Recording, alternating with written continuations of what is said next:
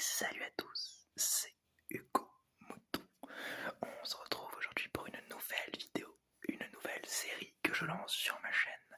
Alors, c'est un défi que j'ai eu avec un de mes amis qui m'a proposé de faire des vidéos en 5 minutes pour essayer de raccourcir le format étant donné que je fais des vidéos de 15 à 20 minutes habituellement, voire plus. Donc cette vidéo ne fera pas 5 minutes, hein, je vous rassure tout de suite. Enfin, vous inquiète, je ne sais pas de quel côté vous voyez la chose. Comme je vous explique le format, ça prendra peut-être 7 à 8 minutes. Mais voilà, je vais donc essayer de réduire le temps de vidéo. Et par cela, je ne pouvais donc pas faire un grand prix. Je vais donc plutôt vous parler de la carrière de pilote. Cette série s'appellera donc Pilote en 5 minutes. Alors c'est pas très chargé comme nom, mais bon, j'avais envie de voir un nom plutôt facile à retenir et même un nom plutôt mémotechnique puisque vous savez que c'est en 5 minutes que je vais vous présenter le pilote. Et ensuite il fallait décider quel pilote j'allais choisir. Alors, au vu des dernières vidéos, vous devez comprendre que Kimi Räikkönen est mon pilote préféré. Je ferai un pilote en 5 minutes sur Kimi. Mais je ne voulais pas commencer par cela. Je veux faire dans une sorte d'ordre chronologique ou dans un semblant d'ordre chronologique. Je vais donc commencer par le commencement. Giuseppe Farina, qui est le premier champion du monde de F1 depuis sa création, créée en 1950. C'est Farina qui gagne en 1950. Et donc après, bon, si vous avez des connaissances en F1, vous devrez savoir que ça va enchaîner sur d'autres pilotes. Je ne vais faire que les pilotes champions du monde de F1, ce qui va nous faire perdre un bon nombre de pilotes exceptionnels, tels que un pilote dont on va parler dans la vidéo, Stirling Moss.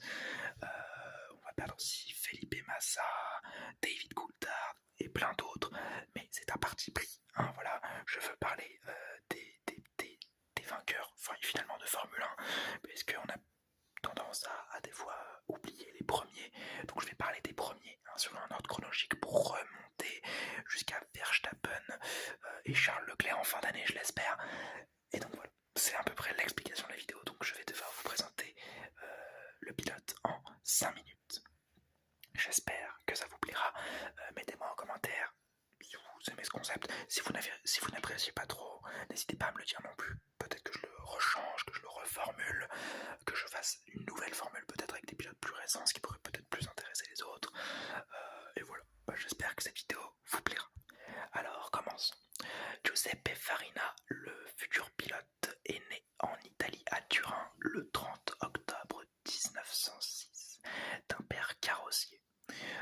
Ce qui pourtant ne le prédestine pas à la course automobile, étant donné qu'il obtient d'abord un doctorat en droit avant, en 1925, de participer à sa première course automobile à l'âge de 19 ans.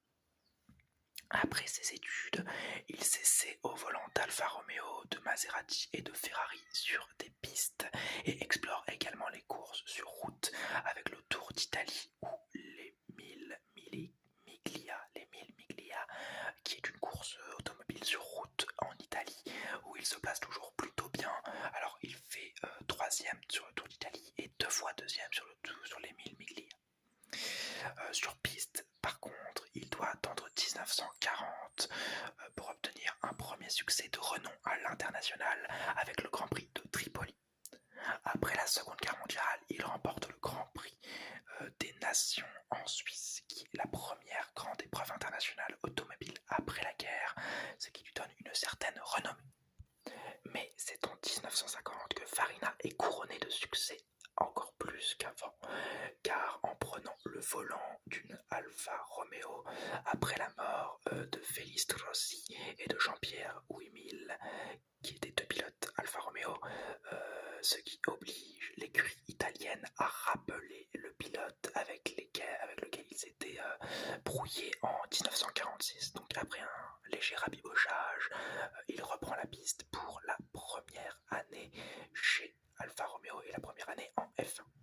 Et quel retour, car après un an sans course, l'Italien gagne le premier Grand Prix de l'histoire à Silverstone, avant d'abandonner à Monaco sur un accident qu'il provoque lui-même, de gagner à nouveau en Suisse en passant son coéquipier et rival Juan Manuel Fangio, d'être victime de soucis mécaniques après sa pole en Belgique, de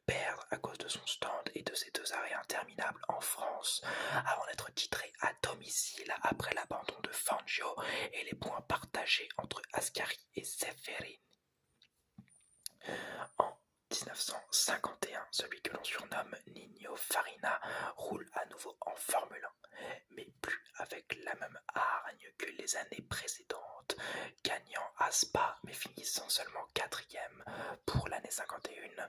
Idem en 52, après le retrait d'Alfa Romeo, il se réfugie chez Ferrari, mais est oblitéré par Ascari. Il ne finit que 2e, et oui, je dis que 2e, car il n'a aucune victoire et donc ne défend pas bien son titre de champion en 50. Avant de gagner à nouveau en 1953 au Nürburgring, toujours sur une Ferrari, sans vraiment le même éclat que sa première année en Formule 1, malgré le fait qu'il gagne toujours hors de la Formule 1 avec des courses non homologuées comme le Grand Prix de Rouen, des victoires avec une Maserati, les 24 heures de Spa qu'il gagne en 53, les 1000 km du Nürburgring en 53 également, les 1000 km de Buenos Aires en 54. Et donc voilà, ce qui prouve que c'est pas du tout un mauvais pilote et que c'était pas juste un coup de chance sa première année, mais que le talent se décline et surtout que Ascari et Farina lui font une concurrence assez sérieuse et que, que Ascari et Fangio et que lui-même Farina est un des pilotes les plus âgés de la grille et commence donc à perdre un peu de capacité physique pouvant lui permettre de gagner. Déclin qui se confirme avec en 54 un accident assez grave sur les terres de son premier sacre à Monza.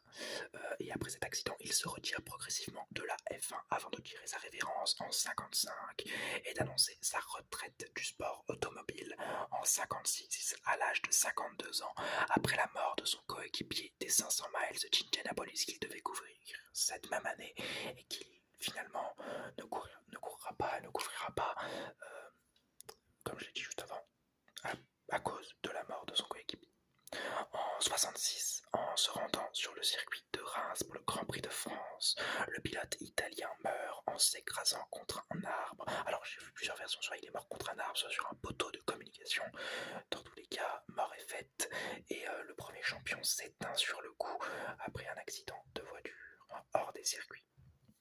Farina était considéré comme un pilote dur et agressif à cause de la mort de Lehoux et Hartmann, deux autres pilotes qu'il avait lui-même provoqués ou dans lesquels il était directement impliqué en piste. Mais malgré cela, il était connu comme un pilote poli et charmant hors de la course et hors des circuits. Néanmoins, il gardait un côté très arrogant selon beaucoup de témoignages, à des moments lui donnant même pour la postérité le surnom du gentleman de Turin, un bourgeois roulant dans une voiture et venant de Turin. Il était également très pieux, il priait souvent la Vierge Marie, et en piste, malgré ses accidents et ses casse-moteurs, souvent dus du fait qu'il poussait trop sa mécanique, il avait un pilotage très calme tant que personne ne se présentait dans ses rétroviseurs, et plutôt précis avec une position caractérielle, bien droit sur son siège, enfoncé dans ce dernier et les bras tendus sur le volant pour conduire avec une amplitude maximale et pour faire le moins d'erreurs possible. Surtout qu'à l'erreur, comme je t'ai souvent répété, les erreurs se payaient cash. Nino Farina restera finalement le premier champion du monde de F1 qui impressionnera Stirling Moss, rendra perplexe Fangio et Enzo Ferrari et nous fera rêver d'histoire, l'histoire de notre sport automobile. J'espère que cette vidéo vous aura plu, c'était un essai pour moi. N'hésitez pas à me dire ce que vous en avez pensé dans les commentaires et n'oubliez pas, Forza Ferrari!